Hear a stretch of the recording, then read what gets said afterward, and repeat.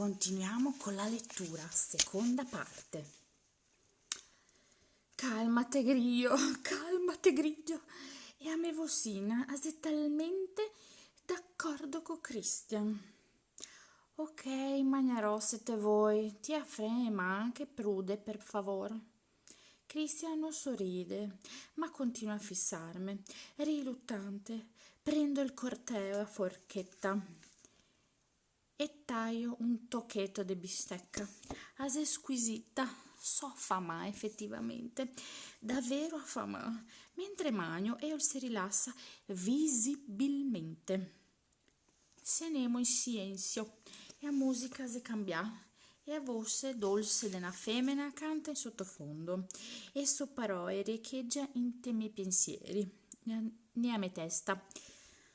Non sarò mai Bia stessa dopo che io sarà rientrare nella mia vita. Guardo Christian e il magna e il me osserva. Non è buono farsi casi su, insomma. Fame, desiderio e ansia in un unico sguardo ardente. Setto chise che sedrio cantare. Cerco di avviare una conversazione normale e si ferma ad ascoltare. No, ma se brava chiunque essa sia. Anche a me piace. Finalmente mi sorride e il suo sorriso segreto e enigmatico. Cosa se odrio architettare ciò stavolta? Cosa che se domando? E io scuote a testa. Magna, e mi dice dolcemente. Go mangiare metà del cibo che go il piatto, non rompere i coglioni, non riesco ad andare oltre, come se che posso negoziare. Non che fa sopì, go mangiare abbastanza, signor. E il me fissa impassibile senza rispondere, poi guarda il seoreoio. So davvero sassia, aggiungo, bevendo un sorso di vin delizioso. Tra poco che avemo da partire, Taylor è qua. Domani te che da svegliarti presto, prestin per andare a lavoro. Anche a ti che dico, mica ho bisogno di molto meno sonno di ti, Anastasia, perlomeno go mangia qualcosa. E anche a ti te che mangia qualcosa. Non torniamo con Charlie Tango? No, go pensa che gavarissimo bevuto un fiamassa. Ne riporterà Taylor. Inoltre, in questo modo te avrò tutta per me in macchina per qualche ora. Cos'altro posso fare se non parlare? Oh, se questo è il suo piano. Non va mica tanto bene. Christian è il cameriere e che domanda il conto. Poi tu hai il Blackberry e fa una telefonata. Siamo alle Picottin, Southwest 3rd Avenue. Riaggancia.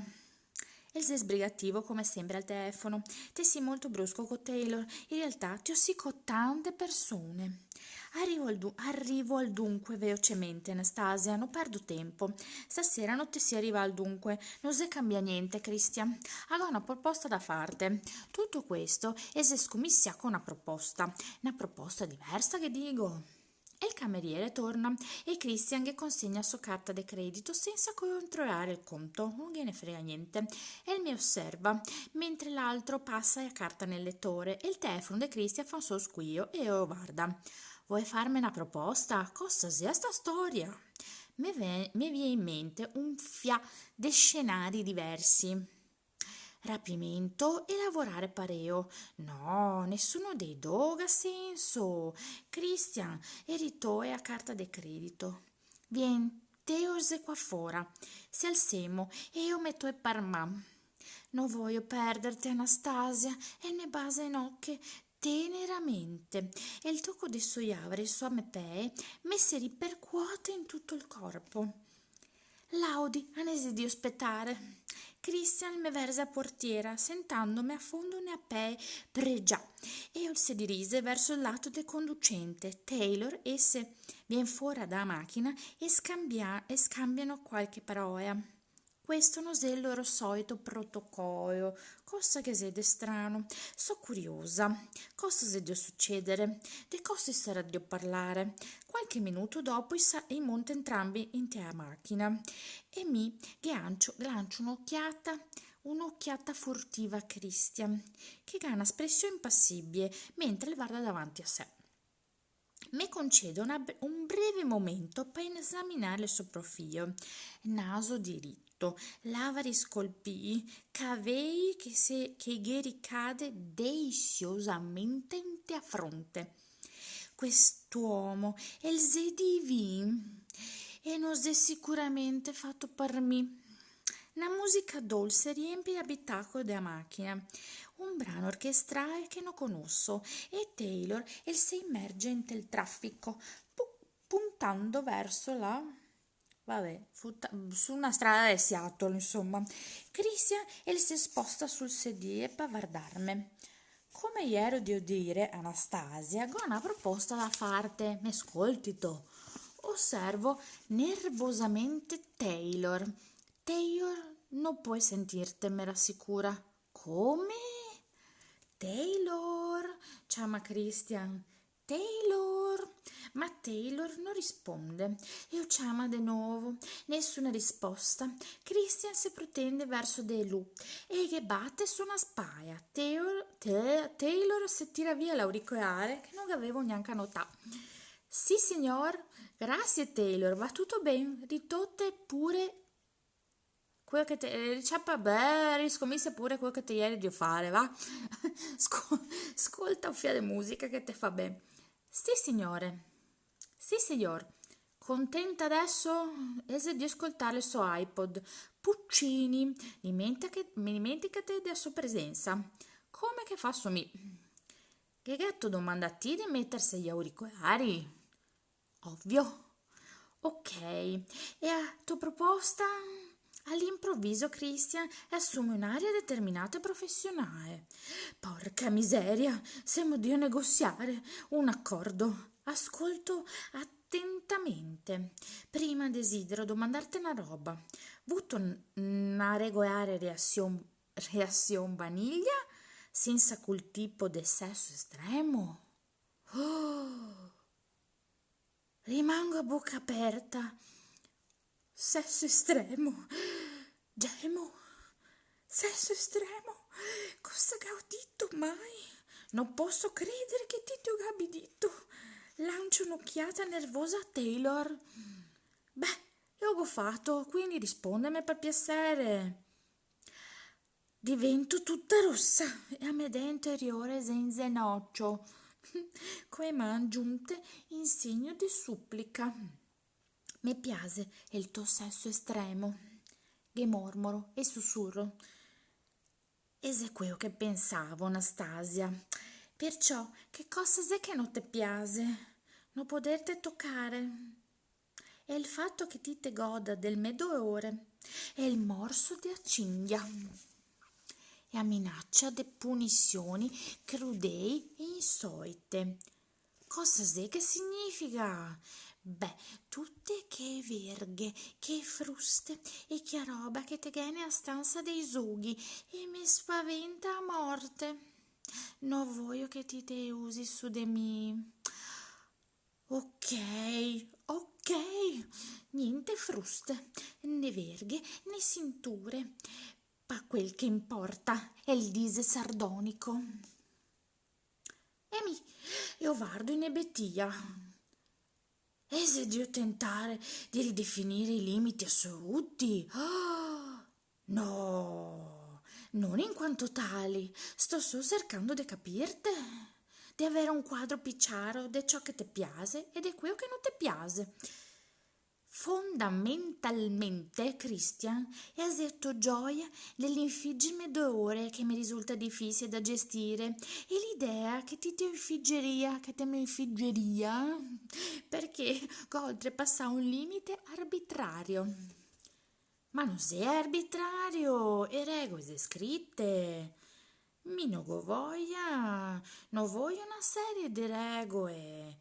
Non ne vuoi? Non hai avuto proprio niente. Niente regole. Scuoto la testa, ma col cuore in gola. Dove vuoi arrivare? Dove siamo e andare? Ma non ti dà fastidio se te squiaccio? Se mi sculacci con cosa? Questa? Alzama, mi agito a disagio. No, no, non veramente, soprattutto con quelle sfere d'argento. Grazie a Dio, se buio, col volto in fiamme e a voce a me via mancare mentre ricordo che a notte. Sì, potrei farlo ancora. Io mi fa un sorrisetto. Sì, e se sta divertente. Che divertente, mormoro. Quindi riesito a sopportare un fiatin d'odore, femmina. Mi stringe in te spalle, suppongo di sì. Dove siamo di andare a parare, però? Il livello di ansia mio e il saido parecchio. Io il se massaggia il mento, immerso nei suoi pensieri. Anastasia, voglio riscominciare tutto da capo, limitarci al sesso vaniglia e poi forse, quando che ti te fiderete più di me, mi confiderò che ti te sia sincera e che te comunichi con me e dopo potremo andare oltre e fare alcune delle cose che mi piace. Io fisso stupia, senza alcun pensiero né a testa, come un computer in tilt. Io il me guarda ansioso, ma mi non riesco a vederlo bene. Non so buona, dal momento che siamo avvolti dall'oscurità dell'Oregon. A fine capisco che qui, è qua che sta il punto. Qua, proprio qua. Io e il voi a luce. Ma mi posso domandare che de far questo per me? E a me non mi piace il buio, un fiade buio, ogni tanto un fiade scuro. Ogni tanto un fiade scuro fa bene. I ricordi di notte con musica di Thomas Tallis i vaga, seducenti, nella mia testa. Ma e punizione? Nessuna punizione. E scuote a testa. Nessuna. E regole? Nessuna regola. Cosa? Nessuna? Ma dite che hai dei bisogni? Ho più bisogno di te, Anastasia, però, questi ultimi giorni si sta un inferno e il mio istinto mi diceva di lasciarti andare e mi diceva che che non te meritavo. Che foto col ragazzo che te ha fatto e il tuo amico. Riesco a capire come io te vede. Te pari serena e beissima. No che tu non te sia beissima e figa ora, ma sei seduta qui e io vedo la tua pena.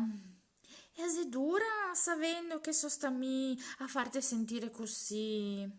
Sono un uomo egoista, te desidera fin dal quando che te si capita e te si inciampa in tel mio ufficio.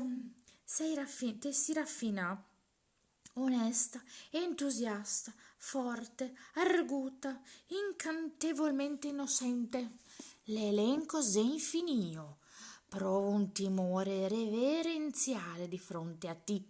Te voglio, è il pensiero che un altro possa averte, è come un corteo che me lacera a me anima oscura. Oscura, rimango a bocca aperta. Ah, porca miseria! E con questa, fine dell'altra puntata. A domani!